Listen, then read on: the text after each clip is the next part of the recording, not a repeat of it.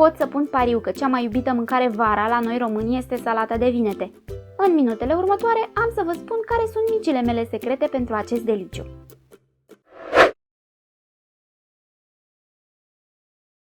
Ingrediente: 2 kg de vinete, 50-60 de ml de ulei, o ceapă medie tocată mărunt, albă sau roșie după preferințe, puțină zeamă de lămâie și sare după gust. Pentru salată eu aleg vinete de mărime medie, cât mai închise la culoare, ferme la atingere și cu codiță verde. Întotdeauna coc vinetele pe o tablă dintr-asta specială pentru așa ceva, sau, dacă am ocazia, afară pe grătar. Las tabla să se încingă bine, apoi pun vinetele pe ea. Se pot coace chiar și direct pe flacăra aragazului, fără tablă, dar ce nu fac niciodată este să coc vinetele în cuptor. Asta din două motive. În cuptor, coaja vinetelor nu se arde. Coaja arsă dă vinetelor o aromă foarte plăcută de afumat, iar dacă le coacem în cuptor, această aromă va lipsi. Desigur, așa se face mai multă mizerie la curățat, dar eu prefer așa. Al doilea motiv este că vinetele coapte în cuptor vor avea un interior mai închis la culoare, datorită faptului că miezul se fierbe în coajă timp îndelungat.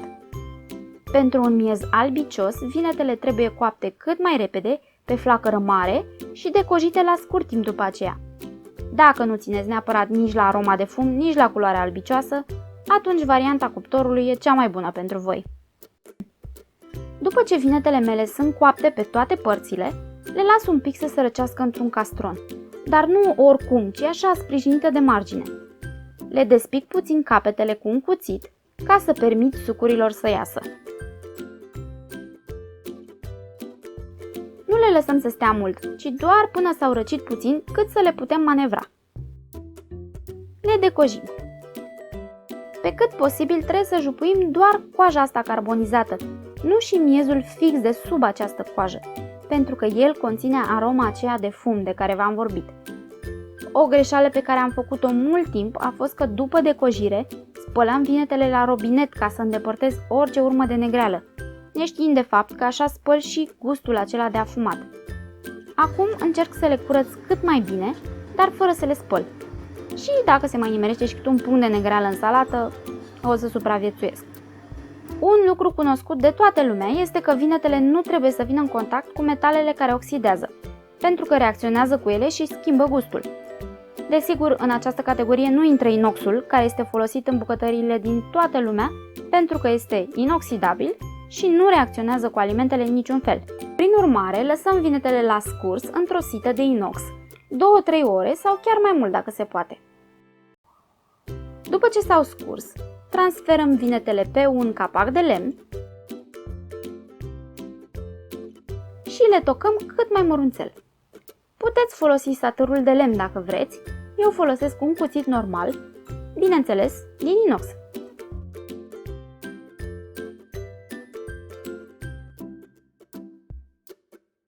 Punem vinetele într-un castron,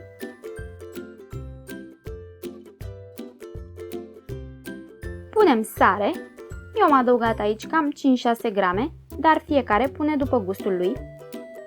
Și acum începem să frecăm vinetele cu ulei de floarea soarelui.